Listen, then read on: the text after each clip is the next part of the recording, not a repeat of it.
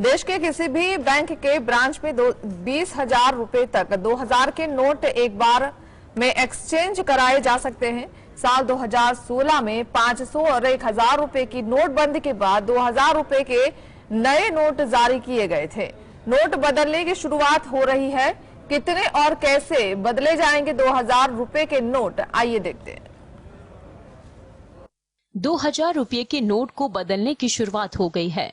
बैंकों के खुलते ही लोग अपने पास उपलब्ध 2,000 रुपये के नोटों को बैंकों के ब्रांच में जाकर एक्सचेंज करवा रहे हैं। रिजर्व बैंक ने नोटों को बदलवाने के लिए गाइडलाइंस भी जारी किए हैं। बैंकों में एक बार में 20,000 रुपए तक के 2,000 के नोट आसानी से एक्सचेंज किए जा सकते हैं। वही बैंक अकाउंट में 2,000 रुपए के नोट को जमा करने की कोई लिमिट नहीं है, लेकिन इसके लिए बैंक के डिपॉजिट के नियमों का पालन करना होगा। रिजर्व बैंक ने साफ तौर पर कहा है कि 2,000 रुपए के नोटों को एक्सचेंज कराने के लिए बैंक में किसी भी तरह के फॉर्म नहीं भरने होंगे और न ही किसी पहचान पत्र की जरूरत पड़ेगी। एक बार में आप 2,000 रुपयों के 10 नोट बदला सकते हैं। सर्कुलेशन से बाहर किए गए 2,000 रुपए के नोटों को 30 सितंबर 2023 तक बदला जा सकता है। नोट बदलने की प्रक्रिया को लेकर आरबीआई के निर्देशानुसार सभी बैंकों ने अपनी तैयारी पूरी कर ली है। Bureau report. कर्नाटक चुनाव में जीत के बाद राहुल गांधी नए मूड में नजर आए। राहुल गांधी का एक वीडियो सोशल मीडिया में वायरल हो रहा है। राहुल गांधी शिमला के रवाना हुए, तभी अंबाला में उन्होंने ट्रक की सवारी की। राहुल ट्रक से अंबाला से चंडीगढ़ तक गए। इस दौरान राहुल ने ड्राइवर से बातचीत कर उनकी समस्याओं को भी समझने की कोशिश की। राहुल का ये वीडियो सोशल मीडिया पर खूब वायरल हो रहा है। कर्नाटक विधानसभा चुनाव में जीत के बाद कांग्रेस नेता राहुल गांधी ट्रक की सवारी करते नजर आए। राहुल गांधी दिल्ली से शिमला के लिए रवाना हुए थे। रास्ते में उन्होंने अंबाला से चंडीगढ़ तक ट्रक में यात्रा की। कांग्रेस के तमाम कार्यकर्ता और नेताओं ने राहुल का ट्रक में यात्रा करते हुए वीडियो शेयर किया। बताया जा रहा है कि वीडियो सोमवार की रात का है। कांग्रेस कार्यकर्ताओं के मुताबिक राहुल ने अंबाला में ट्रक ड्राइवरों से मुलाकात की। इस दौरान उन्होंने ड्राइवरों के मुद्दों और उनकी समस्याओं को भी समझने की कोशिश की। राहुल का ये वीडियो सोशल मीडिया पर खूब वायरल हो रहा है। कांग्रेस नेता सुप्रिया श्रीनेत ने राहुल का वीडियो शेयर किया। उन्होंने लिखा, यूनिवर्सिटी के छात्रों से, खिलाड़ियों से, सिविल सर्विस की तैयारी कर रहे युवाओं से और अब आधी रात को ट्रक के ड्राइवर से आखिर क्यों मुलाकात कर रहे हैं राहुल गांधी? क्योंकि वो इस देश के लोगों की बात सुनना चाहते हैं, उनकी चुनौतियों और परेशानियों को समझना चाहते हैं। कोई तो है जो नफरत के बाजार में मोहब्बत की दुकान खोल रहा है। Bureau report, GST।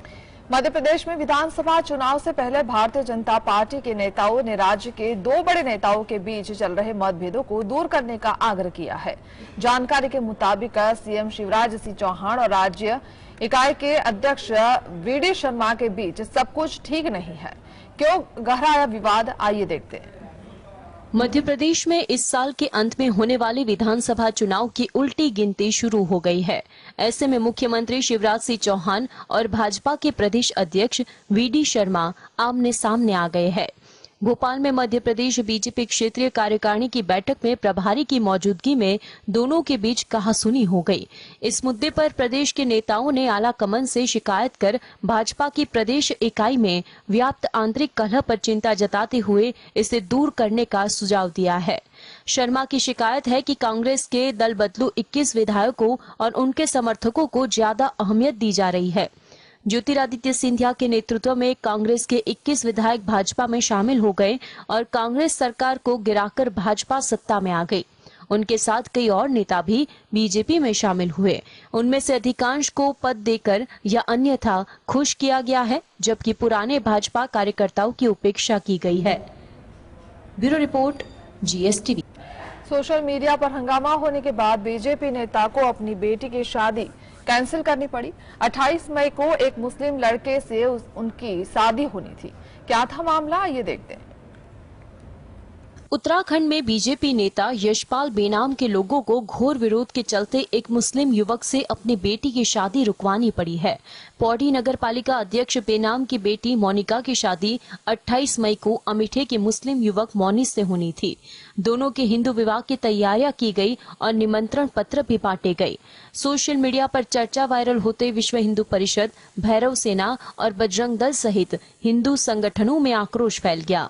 पौड़ी के झंडा चौक पर हिंदू संगठनों ने यशपाल का पुतला फूंक कर विरोध जताया। आखिरकार यशपाल ने हिंदू संगठनों के दबाव के कारण शादी को रोक दी। विश्लेषकों के मुताबिक यह एक गंभीर घटना है और धर्म के आधार पर समाज में बढ़ते विभाजन का संकेत है।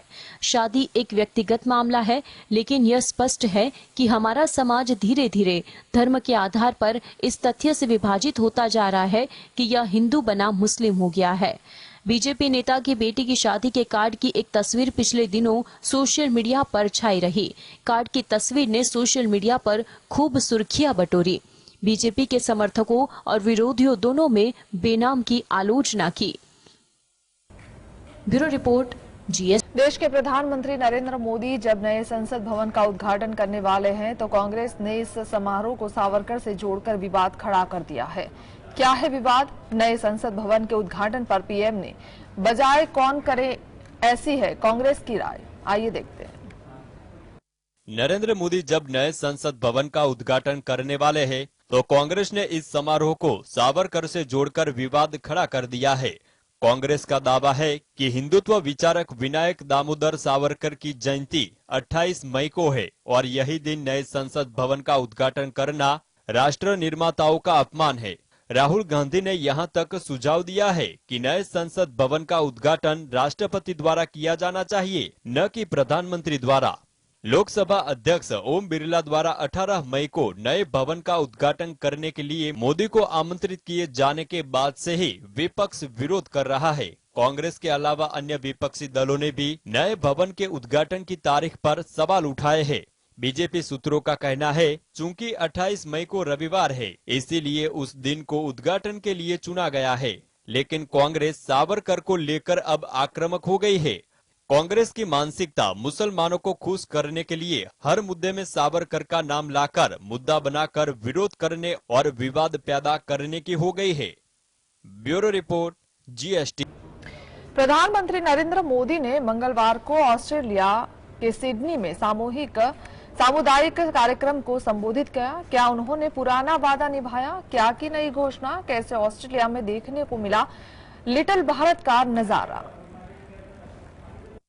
प्रधानमंत्री नरेंद्र मोदी ने मंगलवार को ऑस्ट्रेलिया के सिडनी में सामुदायिक कार्यक्रम को संबोधित किया। उन्होंने कहा कि मैं जब 2014 में आया था तब आपसे एक वादा किया था कि आपको फिर भारत के किसी प्रधानमंत्री का 28 साल तक इंतजार नहीं करना पड़ेगा। आज सिडनी में इस अरीना में मैं फिर हाजिर हूँ और मैं अकेला नहीं आया हूँ। प्रधानमंत्री अल्बनीज भी मेरे साथ आए हैं। पीएम मोदी ने कहा कि एक समय था जब 3 सी भारत और ऑस्ट्रेलिया के बीच संबंधों की परिभाषा करते थे। ये 3 थे कॉमनवेल्थ, क्रिकेट और करी। उसके बाद ये 3 डी था, डेमोक्रेसी, डायस्पोरा और दोस्ती। जब ये 3 ई बना तो यह एनर्जी, इकोनॉमी और एजुकेशन के बारे में था। लेकिन सच्चाई यह है कि भारत और ऑस्ट्रेलिया के बीच संबंधों की वास्तविक गहराई इन CDE से परे है। इस रिश्ते के सबसे मजबूत और सबसे बड़ी नींव वास्तव में आपसी विश्वास और आपसी सम्मान है और इसके पीछे असली कारण भारतीय प्रवासी है। भारतीय खाने को लेकर पीएम ने कहा कि मैंने सुना है कि हैरिस पार्क में जयपुर स्वीट की चटकाज चाट और जलेबी बहुत स्वादिष्ट है। मैं चाहता हूं कि आप सभी मेरे मित्र ऑस्ट्रेलियाई पीएम अल्बनीज को उस जगह लेकर जाए। Bureau report, GSTV। नीति मामले में राउज एवेन्यू कोर्ट ने दिल्ली के पूर्व उप मुख्यमंत्री मनीष सिसोदिया की न्यायिक हिरासत 1 जून तक बढ़ा दी है। इस दौरान पुलिस मनीष सिसोदिया को सुरक्षा घेरे में ले जाती दिखी। दिल्ली सीएम अरविंद केजरीवाल ने पुलिस द्वारा सिसोदिया को ले जाने की एक वीडियो क्लिप शेयर की, जिसमें उन्होंने दुर्व्यवहार का आरोप लगाया। क्या है मामला, आइए देखते हैं। दिल्ली आबकारी नीति मामले में पूर्व उप मुख्यमंत्री व आम आदमी पार्टी के वरिष्ठ नेता मनीष सिसोदिया को आज पेशी के लिए पुलिस राउज एवेन्यू कोर्ट ले गई थी। इस दौरान पुलिस मनीष सिसोदिया को सुरक्षा घेरे में ले जाते दिखी। दिल्ली सीएम अरविंद केजरीवाल ने पुलिस द्वारा सिसोदिया को ले जाने की एक वीडियो क्लिप शेयर की, जिसमें उन्होंने दुर्व्यवहार का आरोप लगाया। सीएम केजरीवाल ने वीडियो को शेयर करते हुए लिखा, क्या पुलिस को इस तरह मनीष जी के साथ दुर्व्यवहार करने का अधिकार है? क्या पुलिस को ऐसा करने के लिए ऊपर से कहा गया है? बता दें, इस मामले में घिरे मनीष सिसोदिया की मुश्किलें और बढ़ गई है। राउज एवेन्यू कोर्ट ने मनीष सिसोदिया की न्यायिक हिरासत 1 जून तक के लिए बढ़ा दी है। दरअसल इस क्लिप को सीएम केजरीवाल ने दिल्ली सरकार में मंत्री आतिशी के अकाउंट से रीट्वीट किया है। आतिशी ने इस वीडियो को शेयर करते हुए लिखा, राउज एवेन्यू कोर्ट में इस पुलिसकर्मी द्वारा मनीष जी के साथ चौंकाने वाला दुर्व्यवहार। दिल्ली पुलिस को उन्हें तुरंत सस्पेंड करना चाहिए। Bureau report, GSTV। सदर बृजभूषण शरण सिंह पर पहलवानों की ओर से यौन शोषण का आरोप लगाया गया है। पहलवानों की शिकायत पर बीजेपी सांसद के खिलाफ 2 मुकदमे दर्ज हुए थे। अब ऊपर से चोर कोतवाल को डांटे जैसी बात सामने आई। बृजभूषण शरण सिंह ने पहलवानों पर क्या लगाए आरोप, आइए देखते हैं। उत्तर प्रदेश के गौड़ा से बीजेपी के सांसद और भारतीय कुश्ती संघ के अध्यक्ष ब्रजभूषण शरण सिंह के खिलाफ पहलवानों का प्रदर्शन जारी है। ब्रजभूषण शरण सिंह का कहना है कि देश के असल खिलाड़ी स्टेडियम में प्रैक्टिस कर रहे हैं और जंतर मंतर पर बैठे हैं, इसका खेल खत्म हो चुका है। ब्रजभूषण शरण सिंह ने आगे कहा कि ये खिलाड़ी अब आगे नहीं खेलेंगे, ये अब आगे चलकर चुनाव लड़ेंगे। उन्होंने दावा किया कि इनमें से कोई खिलाड़ी आने वाले ट्रायल में शामिल नहीं होगा। उन्होंने सवाल किया कि अगर फेडरेशन में इस तरह की घटनाएं हो रही थी तो पहले कभी इन खिलाड़ियों ने शिकायत क्यों नहीं की? किसी के पास इसे लेकर कोई एप्लीकेशन क्यों नहीं है? बृजभूषण से जब पूछा कि वहां खिलाड़ियों से मिलने जंतर मंतर क्यों नहीं जाते, इसके जवाब में उन्होंने कहा कि वह खिलाड़ियों से मिलने नहीं जाएंगे। इन खिलाड़ियों ने अब कुछ नहीं छोड़ा है। अब मामला दिल्ली पुलिस के पास है। दिल्ली पुलिस की जांच में इसका फैसला होगा। उन्होंने कहा कि जांच चल रही है और अगर जांच में मुझे गलत साबित कर दिया जाता है तो मैं जेल जाने के लिए भी तैयार हूँ।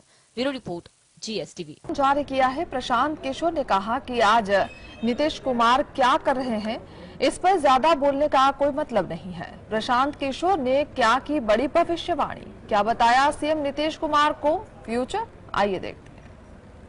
लोकसभा का 2024 में चुनाव होना है और बिहार के सीएम नीतीश कुमार विपक्षी एकता को एक करने के लिए लगे हैं। उनकी माने तो उन्हें विपक्षी नेताओं की ओर से सहमति भी मिल रही है। बहुत जल्द विपक्षी एकता की बैठक भी हो सकती है।